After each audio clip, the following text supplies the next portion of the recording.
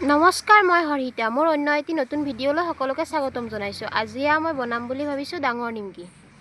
এনেই বনাই থাকোঁ সদায় দোকানৰ বাবে, মানে গাঁৱত থাকিলে বনাওঁ। আজি আপোনালোককো দেখুৱাইছোঁ। ইয়াৰ প্ৰথমতে ধুনীয়াকৈ মাৰি ল'লোঁ, এতিয়া গোল গোল কৰি ল'লোঁ। এতিয়া বেলিব লাগিব। মোৰ বেছি ভাল গোল হোৱা নাই, আপোনালোকে কমকৈ কৰিলে আৰু ভাল গোল হ'ব।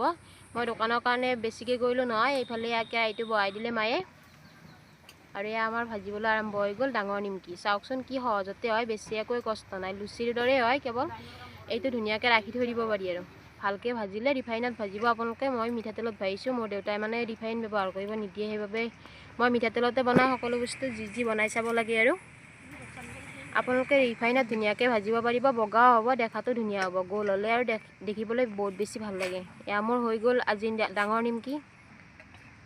গোলকৈ বনালে ধুনীয়া লাগে। এয়া চাওক, আলহীকো দিব পাৰিব। মোৰ বেছি ভাল গোল হোৱা নাই, আপোনালোকে ধুনীয়াকৈ গোলকৈ ল'ব।